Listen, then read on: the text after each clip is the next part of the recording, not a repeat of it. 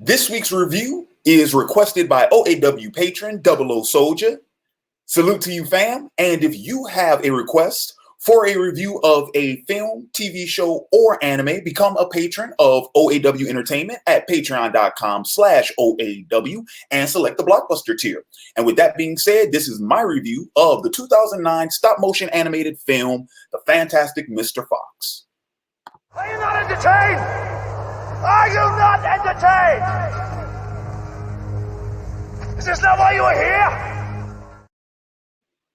Once again, I want to take this opportunity to give another huge shout out to longtime OAW patron 00 Soldier, always giving me some very unique and some rather out of the box sort of requests for some films. What's really cool about this, though, is this is actually one of my favorite films. This is one of my favorite films. I really, really, really love the fantastic Mr. Fox. Funny enough, so real quick, funny enough, I was actually introduced to this film by my old OAW co-founder and former co-star, Mr. Christopher Stelly. Yeah, he put me onto this film. And me and him watched it for the first time. And I remember even back then, I was like, oh my God, dude, I can't believe it was as good as it was. Like, what did I just watch, right? But yeah, I'll get into more detail about like, what is it about the film I love so much later on in this review. But first and foremost, for those of you all who may not have seen this film before, let me give you all a very brief summary via Wikipedia. I'll just read straight off of the top of their page. So the fantastic Mr. Fox is a 2009 American stop-motion animated comedy film directed by Wes Anderson based on the Roald Dahl's 1970 children's novel of the same name. The film is about a fox who steals food each night from three mean and wealthy farmers. They are fed up with Mr. Fox's theft and try to kill him, so they dig their way into the fox's home, but the animals are able to outwit the farmers and live underground. Essentially, what was very interesting, oh, and for the record, that synopsis is the book as well. What's really cool about this film is while it in many respects is a direct adaptation of the children's story, it does what I think all great adaptations do in that it takes that original source material and it holds true to it, but it updates it and it incorporates it into, number one, the medium in which you're adapting it to, but also number two, the audience for which you're adapting it to. So what this film does really well is it takes that original premise, and then what it does is like, okay, so and for the record, a lot of this is in the book as well, because the way in which the characters appear and some of their characterization. But what it does is we're talking about animals who are stealing from farmers, right? Because that's what foxes do. They like to get in hen houses. They like to, prey on the birds and some of the farm animals, right? But this is what we did. Take the animals, give them human traits, characteristics, qualities, personalities, right? Hell, even professions. Give them human professions, right? And then, okay, so we're keeping along with that analogy, but we have a fox who steals from farmers, right? So let's turn the fox into like a legitimate burglar, like a thief, right? And who better to cast him, right? But George Clooney, who we just got done seeing George do all of the ocean films. So it's like, okay, so we got George Clooney, who played a professional thief in the ocean films, voicing Mr. Fox, who is a professional thief, right? And then, so you guys see where I'm going with this analogy, don't you, right? Essentially, it's a heist film. That's what this is. This is a heist film. And, but it's really interesting, like I said, because the animals operate like humans. They act like humans, except for the very specific scenes when we, the viewers, are reminded that they're animals, because they'll do things that only animals will do. So for an example, like there's a scene in the film where Mr. Fox is talking to Badger, voiced by Bill Murray.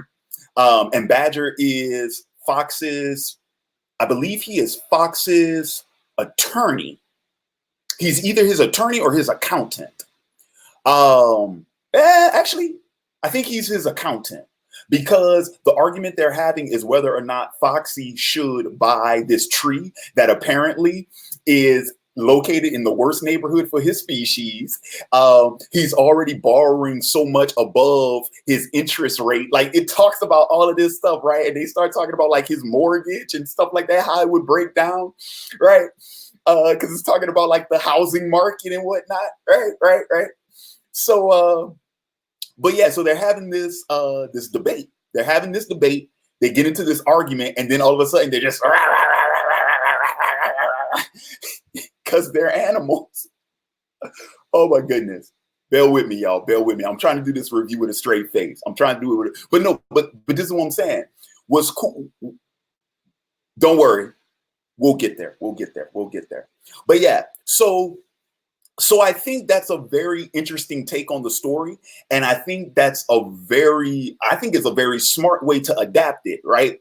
And in doing so, this is one of the things I appreciate most about this film.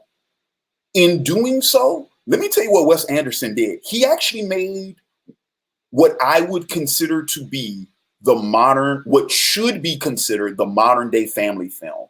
And this is what I mean by that. Because it's an animated film, people automatically assume it's for children, right? Because even, I mean, this came out in 2009, it's now 2020. So even 11 years later, we still have that perception that if it's animated, it must be for children, right? Here's what's cool about that, though. Like I said, it still holds true to the source material. So it is a children's story, but there's enough stuff in there that adults will appreciate.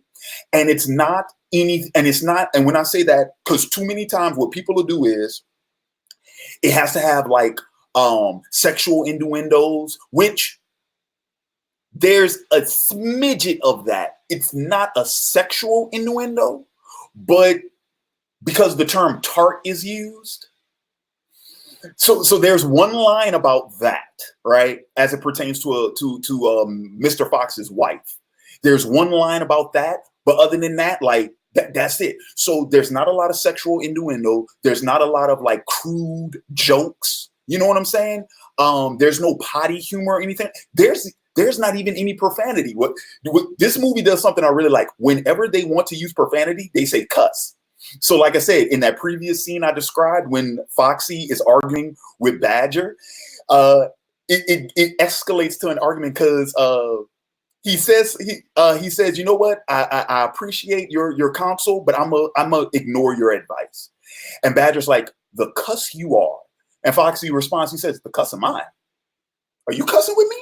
No, are you cussing with me? Hey, don't be cussing me. Hey, don't you be pointing and cussing me. You're cussing with someone you're not gonna cuss with, you little cuss. Dude, oh my God, it's so good. It's so good. It's so good. And I appreciate that. So that's why I said, like, there's enough, I guess you could say, like, mature material in the sense that the way, like, the story is told straight, right? Like, we know how absurd this sounds, but it tells it straight and it tells it legit, right? And because the story takes itself seriously, I think adults can appreciate that. You know what I'm saying? Foxy in and of himself is having a midlife crisis. That's what kicks the conflict of the story. That's what gets the ball rolling in the movie. Foxy is having a midlife crisis. A lot in the same way that Jack Skellington in The Nightmare Before Christmas, that's what starts that story. Jack is having a midlife crisis. Adults will recognize that. They'll recognize that. They'll be able to relate to that. Like, oh, okay, I see what's going on. Why? Because, you know, Foxy was this hotshot burglar in his youth. He became a family man. He became domesticated. All of a sudden, he started playing this Keeping Up with the Joneses type where he's like, you know, I mean, at the beginning of the film, Foxy he says, he says, I'm 6.5 Fox years old. My dad died. No, I'm 7 Fox years old. My dad died at 6.5. I don't want to live the rest of my life in a hole anymore. What do you think that means? Adults will appreciate that. And of course, there's plenty of stuff for the kids. They'll totally get a kick out of it, especially when they get introduced to Ash and Christopherson, the two Fox Cubs, the cousins, because there's a lot of good stuff going on with that. But yeah. All right. So let's see. What else do I want to talk on? Because right now I'm pretty much talking about the writing, right? So like I said, film is well written. The plot is solid. Once again, going from that original source material, adapting it and updating it very, very well, which I think it does really good. The dialogue, I love the dialogue in the film. I love the humor, as you can tell, because I'm struggling to keep from smiling in this review, right? The dialogue is awesome. The comedy, the punchlines, they're on point. This is my sense of humor. I say multiple times, in other reviews and other videos, whether or not I can really enjoy myself with like this film or this TV show or this anime, this is that and the other, because so often I'm running into comedy that doesn't land for me because it's not my sense of humor. Fantastic Mr. Fox is my sense of humor. It is dialogue based, right? It's dialogue driven. It's about what is said, and it's witty. It's clever. Like, it doesn't seem like someone just blurted it out. Like, they actually thought about the retort, and it's delivered seriously. You see what I'm saying? So it's not slapstick. It's not bombastic. Like, it's not necessarily dry humor, but the delivery is given as such, right? So, for an example, like the scene in which Mr. Fox and his family are driven underground after the farmers dig up their home in the tree for the first time. So they go underground. The farmers find the mound under the tree, and then they dig up the mound. So the foxes have to dig even deeper, and they get into an even smaller hole under the ground. And Mr. Fox just looks around. He's like, "This is going to be a complete cluster cuss for everyone." That's my sense of humor. Because to me, that's funny. and he says it straight up. Because he's actually right in that instance. They're in this small little hole in the ground, right? But that's what I mean. Like, that straight, like, delivery, that straight line, that witty punchline. The film is full of that. It's full of that. Or there's one of my other favorite scenes is when Mr. Fox's son Ash, he's at PE, and they're playing this game called Whack-Bat. And he's talking to the coach, who is voiced by Owen Wilson. And he says, "Coach, I think I'm improving, right?" And Coach says, "Well, you sure as cuss not getting any worse." That's what I'm talking about. That's my sense of humor. This movie has it. That's why I love the comedy in this film. It's really, really funny.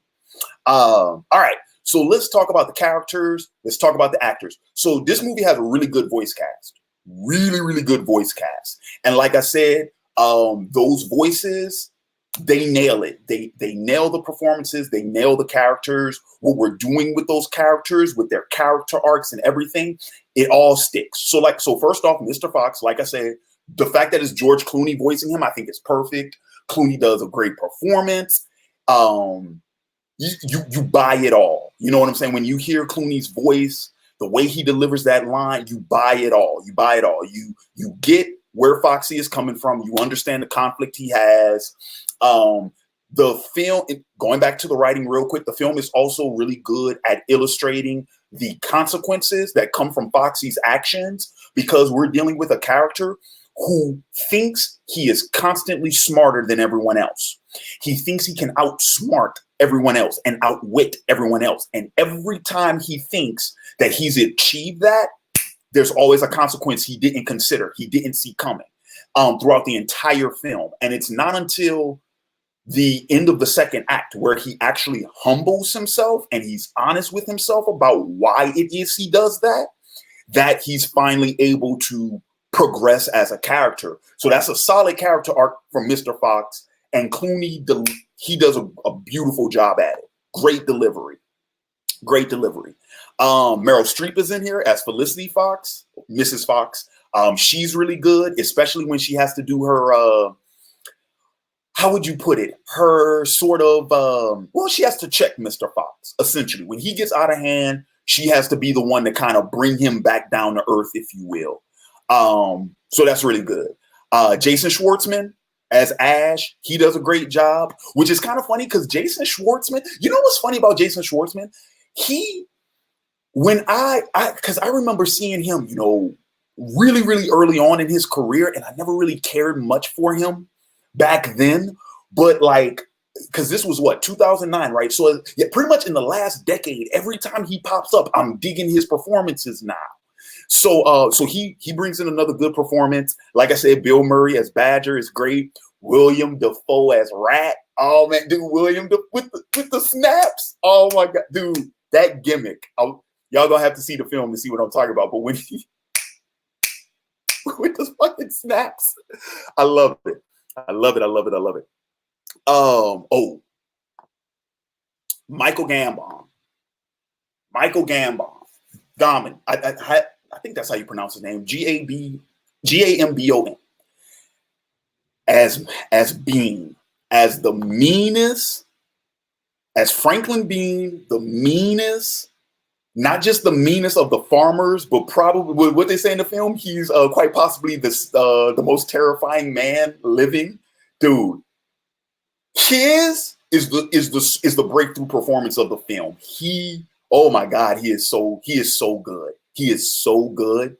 And Franklin Bean is such a good foil, especially for Foxy, because he's the smartest of the farmers. He's the wealthiest of the farmers. He's the most tenacious of the farmers, the most cunning, and he knows it. And everyone else knows it. He is such a good foil. In the third act, there's a face-to-face showdown with Mr. Fox and Franklin Bean. I'm not going to spoil it for you all. One of my favorite scenes in the movie. It's really, really good. It's so good. It's so good. All right, let me see.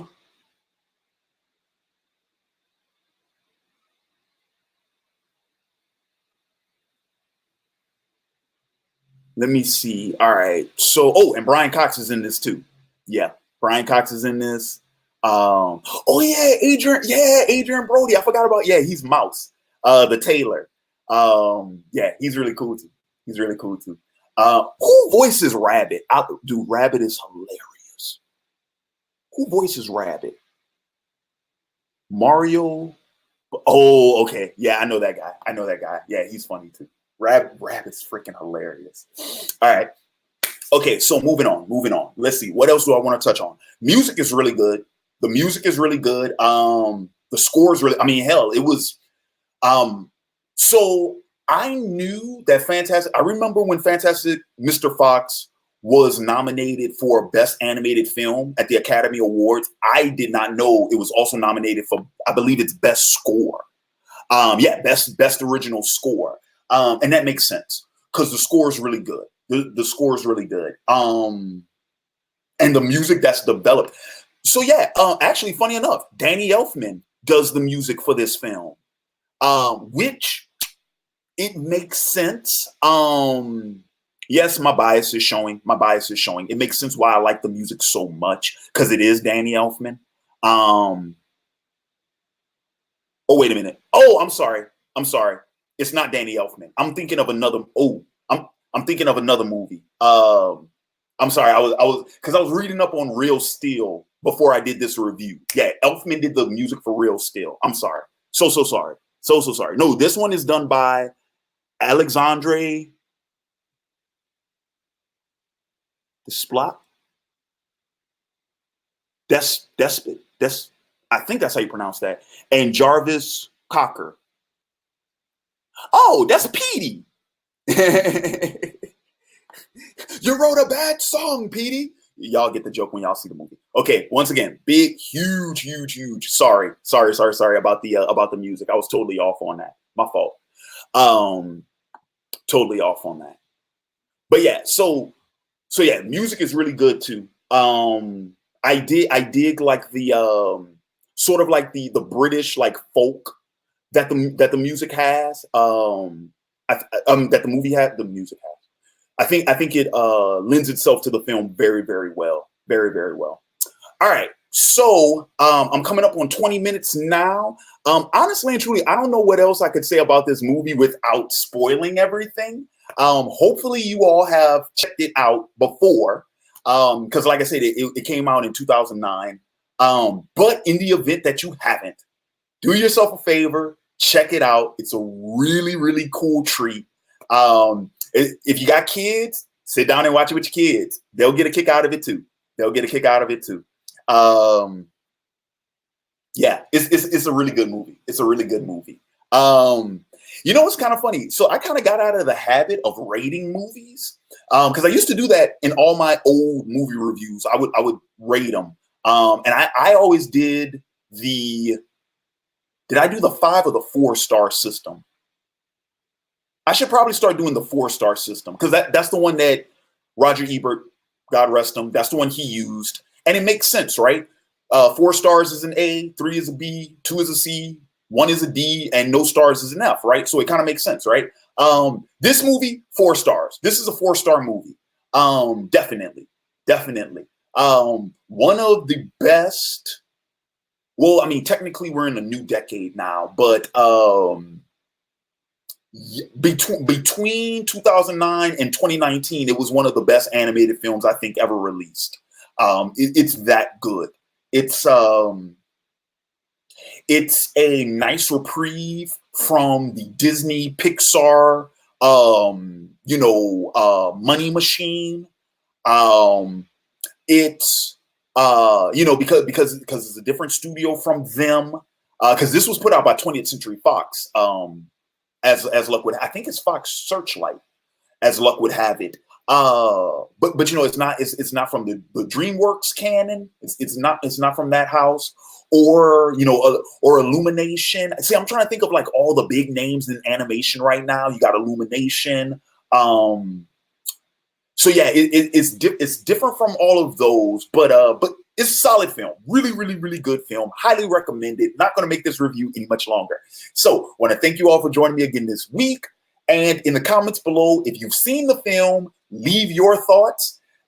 Leave some of your favorite scenes. I have a ton of them. I have a ton of favorite scenes. Like I said, Foxy and Badger's argument at the beginning of the film, the showdown between Bean and Foxy in the 3rd act, the surprise cameo at the end of the movie. And I won't say what it is, but there's a surprise cameo at the end. Y'all will know what for those of y'all who've seen the movie, y'all just remember this, right? Yeah, I love that scene. Yeah. So anyway, once again, so that's pretty much going to wrap up my review, Fantastic Mr. Fox. Thank you all for joining me. Once again, really good movie, 4 stars. Check it out. In the comments below, leave your thoughts on the film, some of your favorite scenes. Let's talk about them. I'm just going to say this. I tried to keep this spoiler-free, but I don't expect the comments to be spoiler-free. So if you have not seen that movie, you have been warned. The night is dark and full of spoilers. So keep that in mind. If you like this review, please give it a like, give it a thumbs up, share it for anybody you think would get a kick out of it. And if you have yet to do so, become a subscriber of OAW Entertainment right here, youtube.com/OAW Entertainment.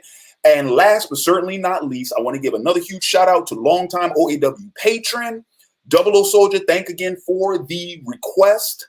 I got some more coming for you, big dog. I got some more coming for you all month long. I'm catching up. We catching up on these requests, right? So I got some more coming for you. And also, if you guys want to go ahead and request a film, TV show, anime yourself, hit the link in the description box, patreon.com/OAW, become a patron at the blockbuster tier. That's where you'll be able to get your requests. And with that being said, this has been Larry Williams, OAW Commander-in-Chief. I am signing off. And until next time, peace. Are you not entertained? Are you not entertained? Is this not why you are here?